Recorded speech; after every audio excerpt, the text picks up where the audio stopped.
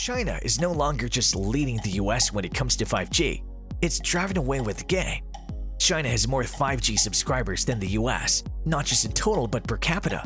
It has more 5G smartphones for sale and at lower prices, and it has more widespread 5G coverage. Connections in China are on average faster than in the United States too. Chinese telecoms equipment giant Huawei Technologies Company has secured the rights to build the lion's share of 700 MHz 5G base stations for China Mobile, China's largest telecoms operator, and the recently established China Broadcasting Network, or CBN. Hello and welcome to the World of China, a channel to explore the real China. In today's video, we're talking about Huawei's 5G era and its effects on the US that banned their 5G products due to national privacy threats. So stay tuned with us till the end and give this video a big thumbs up. Huawei won out rivals ZTE, Ericsson China, and Nokia Shanghai Bell, despite quoting higher equipment prices than all of them. The company locked up the majority of 3 different contracts for separate regions of China, taking 61%, 59%, and 58%, according to the results released by China Mobile on Sunday. The contracts could be worth as much as 38.35 billion yuan, or $6 billion in revenue for Huawei. Huawei has already finalized more 5G contracts than any other telecom company, half of which are for 5G networks in Europe. In Africa, Huawei has built 70% of the continent's 4G networks and has signed the only formal agreement on 5G, with South African wireless carrier Rain.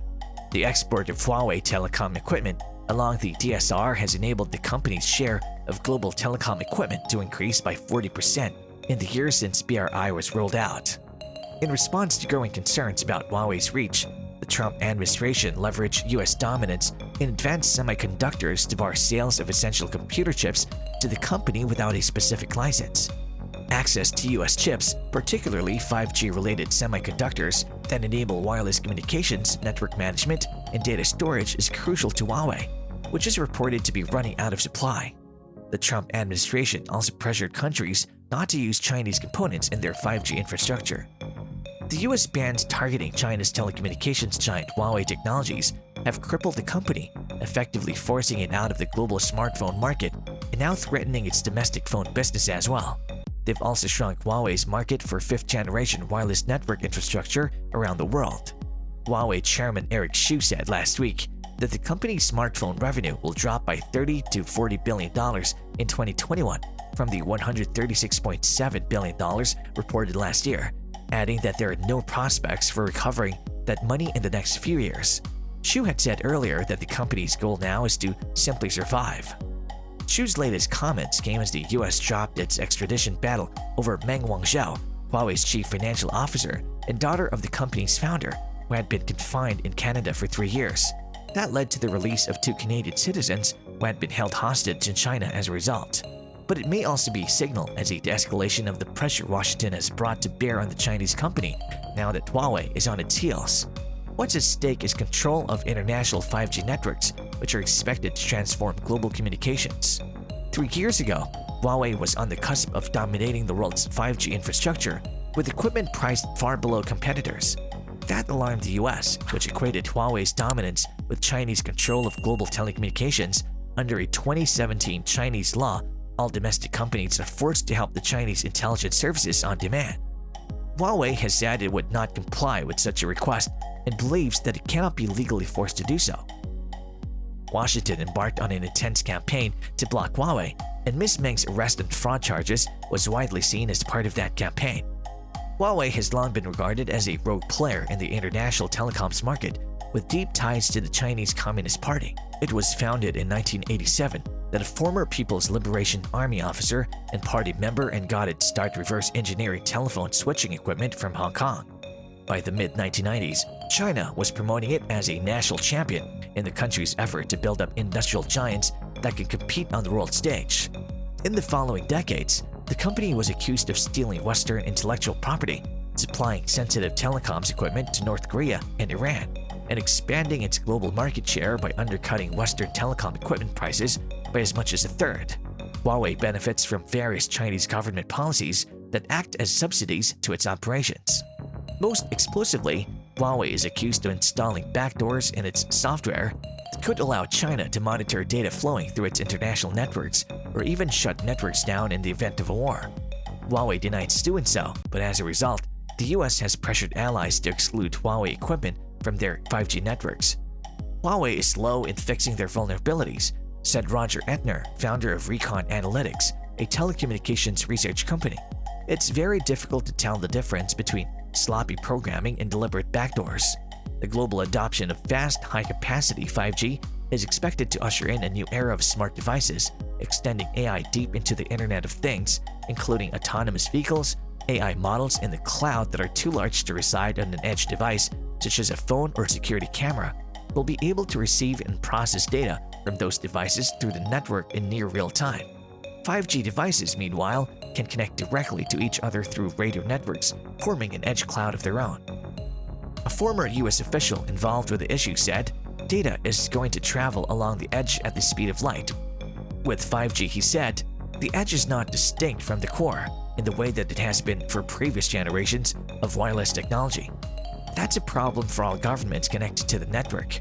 If you can't trust the company that's providing you that infrastructure, even if you pushed it out to the edge, you're still attaching it to the network, said Gilman Louie, a commissioner on the National Security Commission on AI and a former chief executive of the intelligence community's venture arm.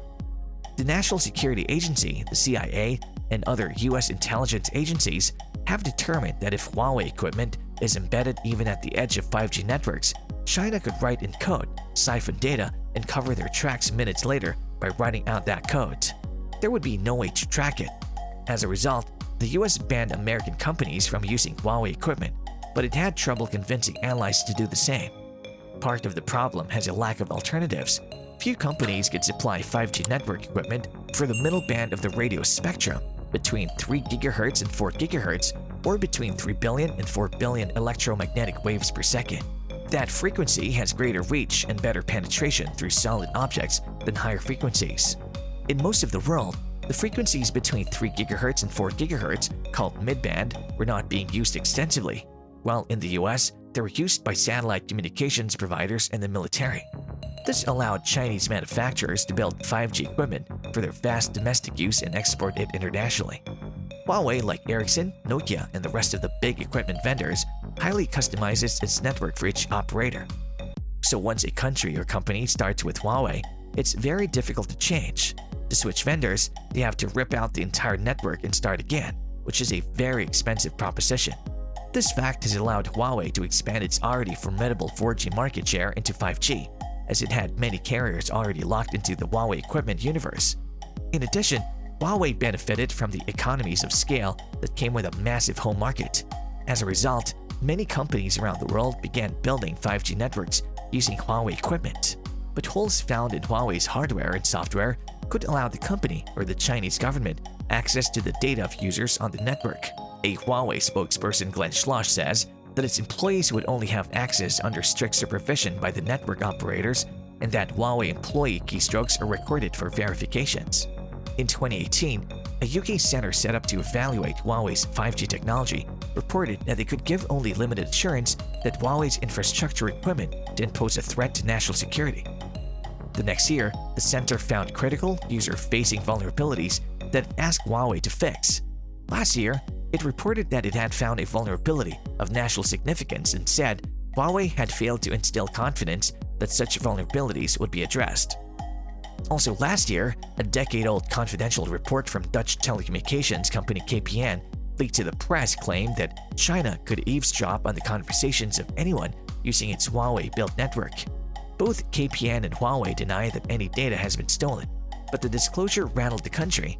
Huawei has since been blocked from 5G networks in the Netherlands.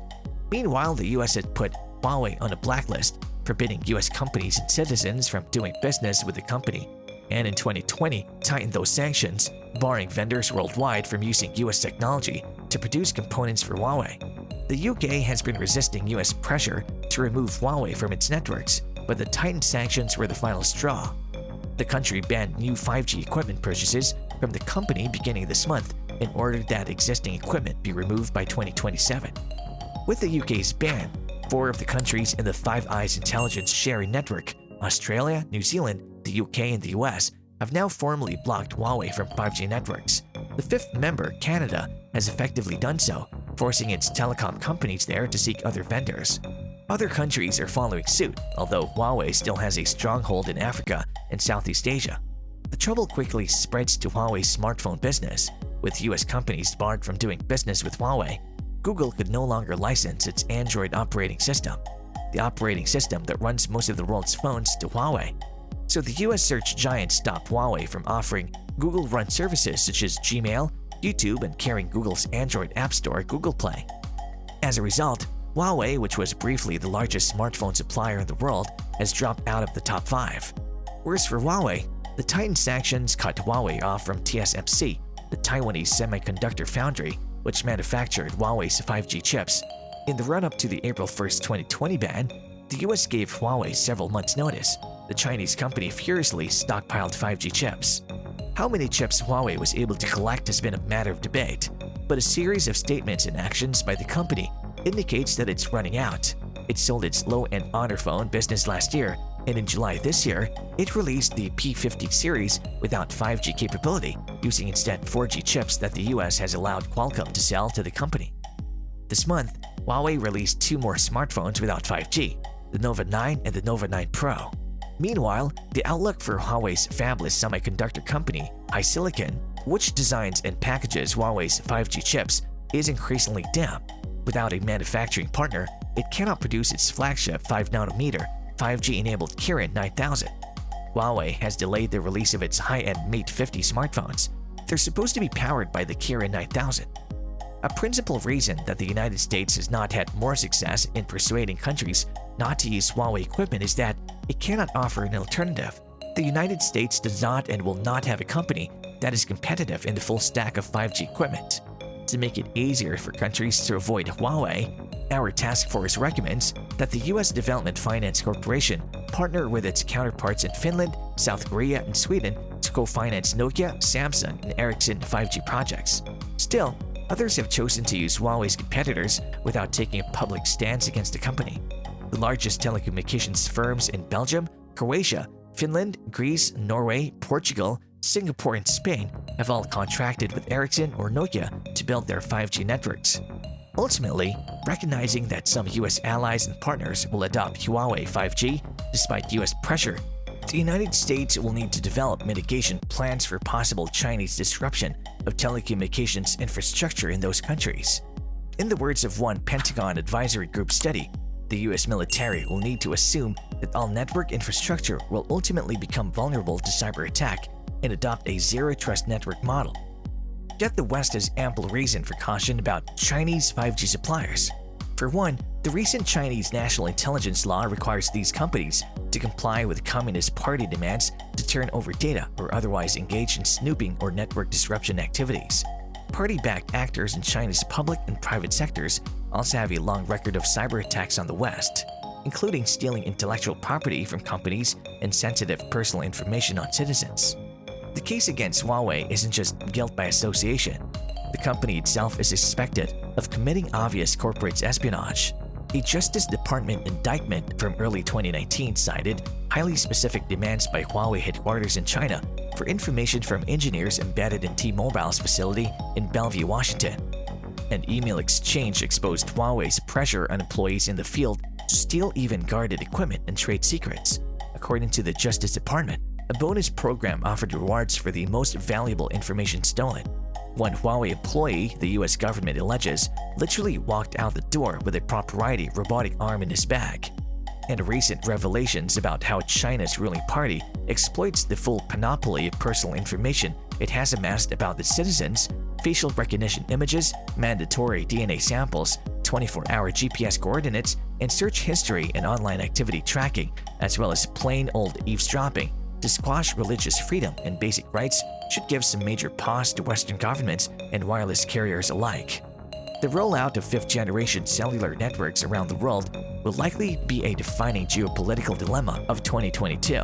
But American and European consumers could easily mistake 5G for just another marketing ploy for early adopters, to the detriment of democracies worldwide. The dispute over 5G isn't the first time in recent history that economic infrastructure matters have overlapped with geopolitics in healthy ways, nor is it the first time that overlap has caused problems for the transatlantic relationship. The European energy sector has long relied on cheap natural gas piped in from Russia, and deregulation has allowed Russia's state-owned gas company, Gazprom, to buy or build a large share of the infrastructure used to transport and distribute it. American policymakers have implored European leaders to diversify their energy sources for fear of increased dependence on an authoritarian Russia. These warnings are often dismissed as self-serving since American energy firms compete with Gazprom from European business. Washington cannot accept countries to sit on the sidelines and forgo upgrades to their networks while the United States gets its act together. Instead, the United States should work with allies and partners to offer a viable alternative and prepare for a future in which China controls a large part of the 5G infrastructure. The United States can work with its European partners to reduce geopolitical dependence on China and protect the privacy and human rights in a data-centered age. But that will require Western policymakers and the public alike to conceive of 5G as something more than a consumer issue or a trade issue and devise a shared solution to protect the networks whose importance in our lives will only grow. Well, that's all for today. Thanks for watching this video. If you've enjoyed this video, then give this video a big thumbs up and share it. For more exciting videos, subscribe to this channel and hit the bell icon. I will be back with another exciting video soon. Till then, check out our channel for more exciting videos and stay tuned. Check out the full story of how and why Huawei gets US approvals to buy auto chips.